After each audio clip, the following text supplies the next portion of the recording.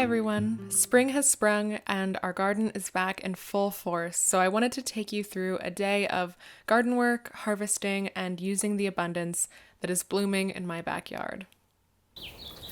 I started off the day with harvesting beans from some of the fava plants.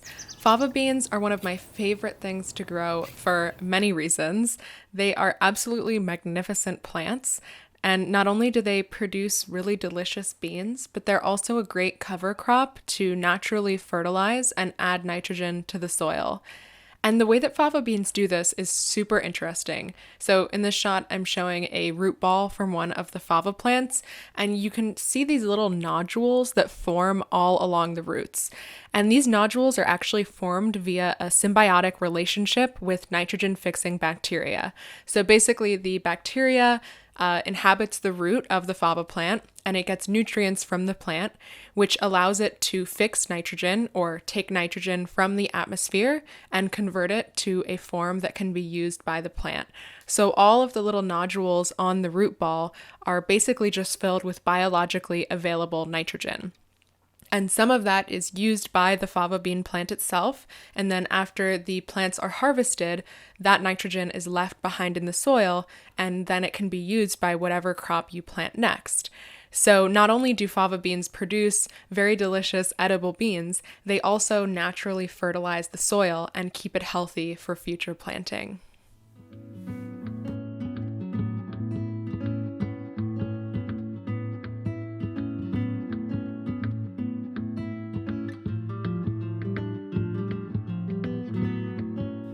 The next thing that I'm doing today is planting seedlings from seeds that I started a few months ago. I started kale, basil, mullein, a bunch of herbs, and a few varieties of tomato, including what I'm most excited for, which are seeds that my grandfather saved back from 2008. My grandfather on my mom's side loved to garden, and he gave these seeds to my mom for her to grow, and then she gave me some as well. And I was just so excited when these seeds sprouted because it honestly just feels really amazing to be an active part of carrying on the lineage that he participated in by saving these seeds year after year. Like, it makes me feel so close to my ancestry, both in terms of like my human ancestry, as well as also like a ancestral relationship to plants that humans have participated in for literally thousands of years. So anyway, yeah, it just meant a lot to me to be growing these, and I'm super excited for these tomatoes because I have heard from my relatives that they are awesome.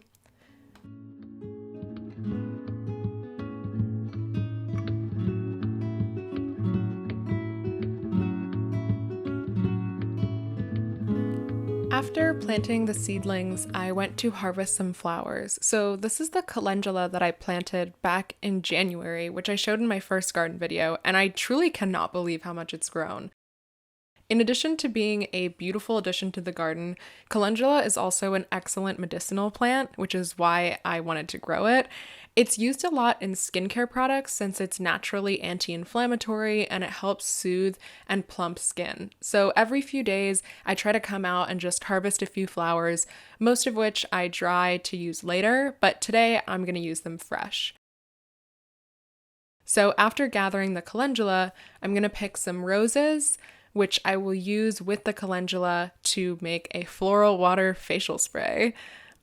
These rose plants were one of the few things growing in this yard when we moved in, and they've really amazed me. We don't water them at all, and they still grow and bloom in such abundance every season. It's amazing.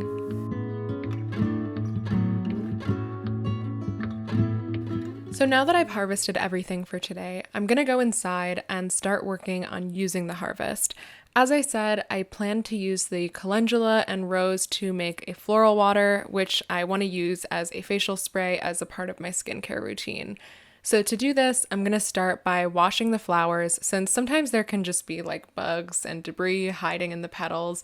And to do this, I'm basically just spinning them around in a bowl of water to try and dislodge anything that might be in between the petals.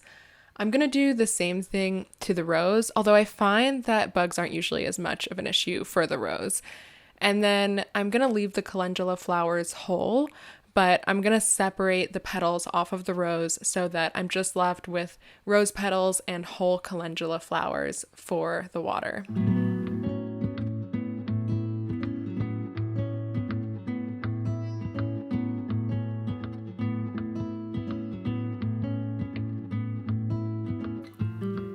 To make the floral water, I put together a makeshift distiller. So I have a pot, and then inside the pot, I place a heat-safe bowl upside down and then fill around the edges with the rose petals and the calendula. And then I top everything off with water. And then I will put another bowl right side up on top of that first bowl and then place the lid of the pot upside down. And so what this contraption does is as the water simmers with the flowers, once I put it on heat, the water will rise and then condense on the lid of the pot. And then that condensation will then drip into the bowl. And so this condensation is what makes up the distilled floral essence or flower water. And this condensation is like somewhere between a tea and an essential oil in terms of intensity, which makes it perfect as a facial spray. So once I set this up and get it simmering, I'm just gonna let it simmer for a few hours while I move on to working with the fava beans. Fava beans can be a little labor intensive to prepare, but I don't find it to be too bad as long as you're not doing like a huge amount of them at once. But basically what you need to do to get the beans is you want to tear open the pod and then pull each bean out. The pod itself is super fuzzy. It's a very strange texture, but basically what I'm doing is just going through all the pods that I harvested and pulling out the beans. And you'll notice that the beans are this white color. This is actually a shell around the bean that you want to remove before you cook with it. And so in order to do this, you have to blanch the beans by putting them in boiling water. So basically you just bring water to a boil, put the beans in, and then after just a minute or two, you want to strain the beans and then put them immediately into a bowl of cold water just so that they cool down to a temperature that you're able to handle with your hands. So this process is known as blanching, and once you've blanched the beans, the shell should come right off and leave only the green part of the bean that you want to eat remaining. Technically, the entire pod of the fava bean is edible. Like, you're not going to hurt yourself by eating the shell or even the pod. And when the beans are younger and smaller, you can just totally eat them like a pod, like you would like a snap pea. But once they've matured and gotten larger, it's better to go through the process of deshelling the beans, because then what you're left with is just the soft, buttery inside of the bean. It's so, so good. And so the way that I use these is I basically just threw them in with a shrimp pasta that I made for dinner, and they were so delicious.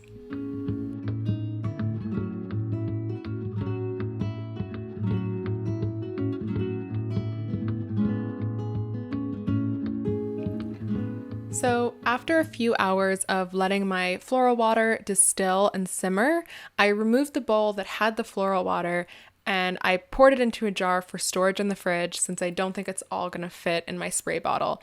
And then using a funnel, I basically just filled the spray bottle with that water. And voila, that is done. I made a little DIY rose calendula floral water facial spray, and it's all ready for use. And it honestly smells and feels amazing to use. So that's all that I did today. I hope that you enjoyed this video. I truly love experimenting and trying out new things in the garden and finding new uses for the things that I grow. I hope that this has given you some inspiration to engage with and form relationship with the natural abundance around you, whatever and wherever that may be. Have a great rest of your day, and hopefully I'll see you next time. Bye!